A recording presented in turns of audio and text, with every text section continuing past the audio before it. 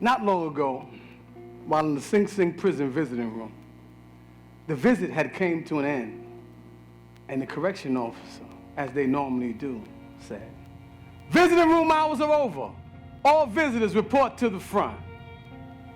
No sooner than he said this, a friend of mine who happens to be here was receiving a visit from his young son and the mother of his son. His son immediately clung to him and began to cry hysterically, telling his mother, "I don't want to go. I want to stay with Daddy. Mommy, I want to stay with Daddy." Now, this young boy had to be about 8 years old enough to know that prison is a bad place. Yet his overwhelming desire to want to be with his father allowed him to dismiss any fear of what he would experience behind the prison wall. You see, children are separated from their parents for many reasons. I felt the pain of this young boy because it actually reminded me of my first time being separated from my mom. Believe it or not, since October 30th, 1993, not a day goes by that I don't think about that day. What could I have done differently instead of being anywhere near this and have my name attached to anything like this?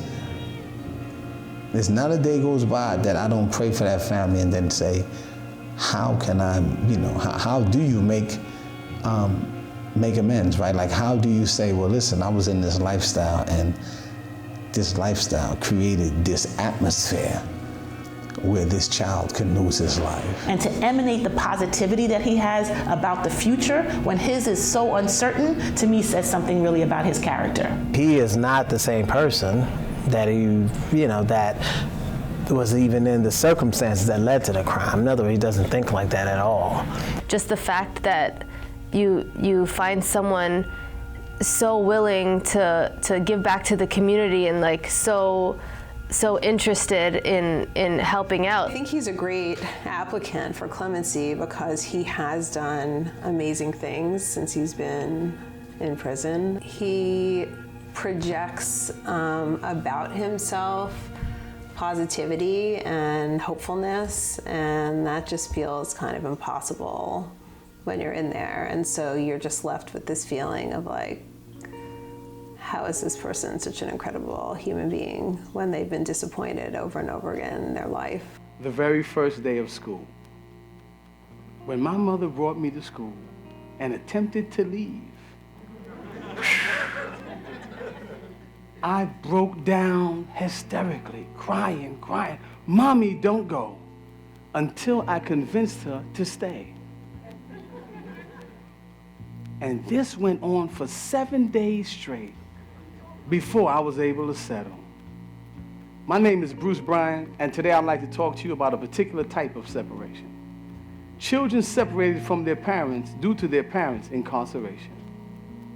These children are often viewed as collateral damage of mass incarceration. But the term collateral, earlier we had a speaker, Javier, talk to you about language. You see, the term collateral never sat well with me because you see, collateral literally means secondary.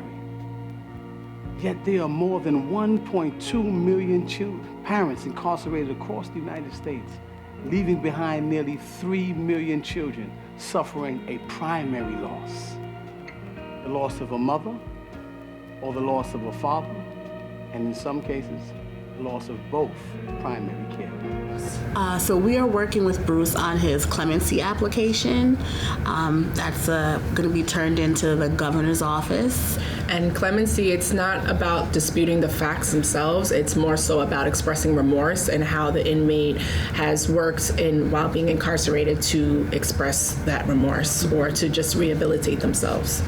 And he's used his time wisely. Mm-hmm. And I think that for us, it's just our job to tell his story. Yeah. So on October 30th, 1993, Bruce and his then girlfriend went to a Woolworths in Southside Jamaica, Queens, to return a Halloween costume for his girlfriend's niece.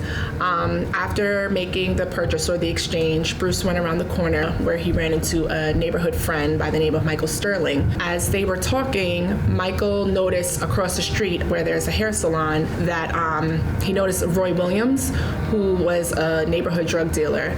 and he recognized him as the person who robbed him a few days prior. A shootout ensued, and Bruce's girlfriend was waiting in the cab nearby, and Bruce tried to run back into that cab, but unfortunately after the shooting, Michael Sterling also jumped in the cab too. And in the salon, which is owned by the victim's grandmother, and his mother was a hairstylist in that salon, was Travis Lilly, who was 11 years old at the time. He was in the neighborhood because he was attending a neighborhood child party or children's party, and he stopped in the salon to just give his mother a piece of cake. He was sitting with his back towards the storefront window of the salon when he was hit by a stray bullet and was killed. When this happened, I think about what my mother would have felt had she lost me, right? How would my mother have felt? Would she have said, okay, that guy didn't shoot and kill my son, but he was selling drugs and he happened to be there, but that guy did. How would my mother feel? Would she say, I don't care who was there or what, I just want somebody to pay, right? So I thought about that for years. I still think about it today, like how would my mother feel? Because I know how much my mother loves me, especially a young me. You know what I mean? I know how precious a young me is to her. So I understand how precious a young Travis was to his mother. And so, it's sometimes people don't really care if you carried a gun or if you did it. They just want somebody, some type of closure, right? Some type of clarity, for lack of a better word. People just want to know that something gets done, that their life is important, that their life mattered, that their child life mattered. And I get that. I get it. I wrestle with every day how the mother feels, how the father feels. What are they going through? Because here's the reality is every holiday she misses her son. Today, we need to redefine children of incarcerated parents as a primary consequence of mass incarceration, which has resulted in a public health crisis. You see, children of incarcerated parents suffer immense trauma due to their separation from their parents, from post-traumatic stress disorder, similar to that of a child losing their parent to death, to severe depression, anxiety, high rates of obesity, asthma, and behavioral issues. The combination of trauma, shame, and stigma has led the Center for Disease Control to label parental incarceration an adverse childhood experience, also known as ACE. Currently, 50% of juveniles that are in detention centers actually have a parent in prison. And there are some studies that say children of incarcerated parents are 7 times more likely to wind up in prison than their peers. A better picture of like, we forgot my hair and how I forgot that's what I Do you think prison has made Bruce in some ways a better person? I think so. Yes, I think so. 100%. I think he's making a better person because when I go up to see Bruce, the way Bruce talk, he never talk out here like that. Like he's preaching to me. I'm not bitter. I'm not angry. I've been in jail 25 years and 4 months. But I'm able to smile, right? I'm able to smile because I've managed to find some kind of meaningful existence, right? In terms of trying to do my best for children who have incarcerated parents, who are the highest at-risk children there are, right? So trying to educate myself and trying to not be defined by where I am. We must break the cycle of intergenerational incarceration. You see?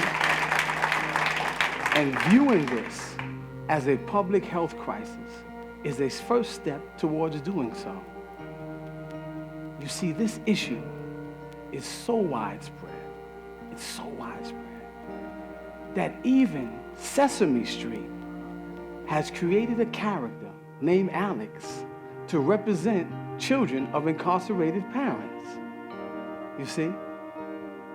in redefining children of incarcerated parents, we need to understand that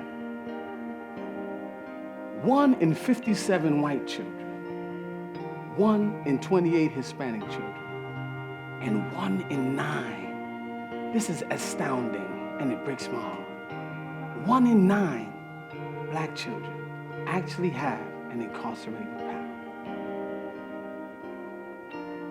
Now this is a crisis, and this crisis is most significant in urban communities.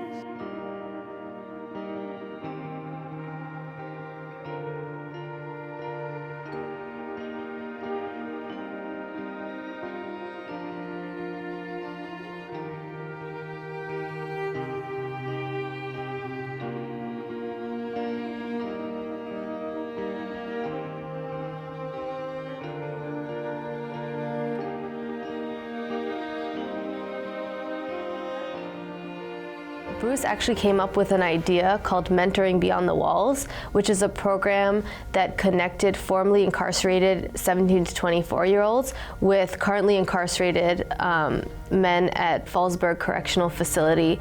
And our class, we wrote letters and sent them over to Bruce, and he found mentors that were currently incarcerated to basically give advice to the young people in my class. And it went on for about a year. I've been twice for the Choices events in Sing Sing now, which are events that bring the children of incarcerated people at Sing Sing to basically do a family event talking about making right choices so they don't fall into the same footsteps as their parents. And a few times, Bruce has led workshops with the young people. We've co-led workshops as Justice by the Pen, and Bruce comes in and facilitates, and he's phenomenal with young people. And he just really had a great interest for the organization. He had an interest, and it was really a profound interest for someone who didn't have children. He was really interested in that these were young people who might have walked in his shoes or are walking in his shoes, 10, 15, 20 years ago. And he had an interest in how he could help. And I think they can be mentors from the inside because they can speak to the children in a very realistic, live way about experiences that you and I would never have. There are 3 things I'll never forget from these Choices events. 1 is the joy that I always saw on the smiles and the faces of these young children. 2 was how some of them clung to their incarcerated parent as if they didn't want to let them go. Every move and every step, the child was right by their side. And the 3rd thing was the sadness that I see every time that it's time to leave. You see the hurt and the pain, it never goes away. It doesn't lessen as the time goes by. Let me take you into a brief glimpse into children, the nearly 3 million children of incarcerated parents. You see, these children, many of you may ask, who are they? Or where are they? How do we get to see them? How do we learn about them? Well, these children are the ones who sit next to your children in school. They're their classmates. They're the ones that interact with your children at the park and at events. You see? These are the children whose parents you do not see at the PTA meetings. And quite frankly, these children are our neighbors. You see? They're our neighbors. They're our sons, our daughters, our nieces, our nephews. They're our neighbors. I think the idea that he has worked with a lot of other people in prison to try to help them see the world from his optimistic point of view. The idea that he's worked on programs for young people and also for with people who are incarcerated and connecting them with their families has been such an important thing to him. When you're in, that lifeline to outside is so important. And if you're a child and your dad is in prison, that connection is still really important. They're still your dad. And I feel like him working on those issues is really powerful. I mean, he's been useful on the inside. So if he can do that, God knows what he can do if he got out. You know, he has all these ideas and plans about things he wants to do too. I was working in the Bronx for a long time, and he kept talking to me about this person who's running this program, and he wants to hook up with this person. He knows so much, and he already knows like what he would want to do for the community if he was on the outside. So I have no doubt that he would do amazing things. I was in a group called the Resurrection Study Group that was put together by incarcerated men, serious incarcerated men, that you want more out of life, you have to be more to life. And so that helped me in developing, in coming into my own. That helped me a lot in causing me to really reflect over my poor decisions. For myself, I have to always remember that there are a million little kids, just like these kids in these pictures, that could be a Travis Lilly, right? And I have to do everything in my power to prevent that. For me, it's the only way to honor the potential of Travis Lilly, to honor my own potential. That's the only way to do it, is to live it, right? It has to be something that comes from within. It has to come from a place that's genuine, that's pure, and then you really want to say, well, I abandoned that lifestyle. This is who I am. Saying sorry for your loss is just not good enough. It's just not enough, right? You can't say I'm sorry and then you continue to live a certain way, right? You gotta say I'm sorry in the way that you live. And I would hope that my lifestyle would reflect my deepest apology to him. You all must remember this one thing, if you get nothing else from everything that I said. When we are good to other people's children, we can have expectations that others will be good to our own. My name is Bruce Bryant. Thank you for listening.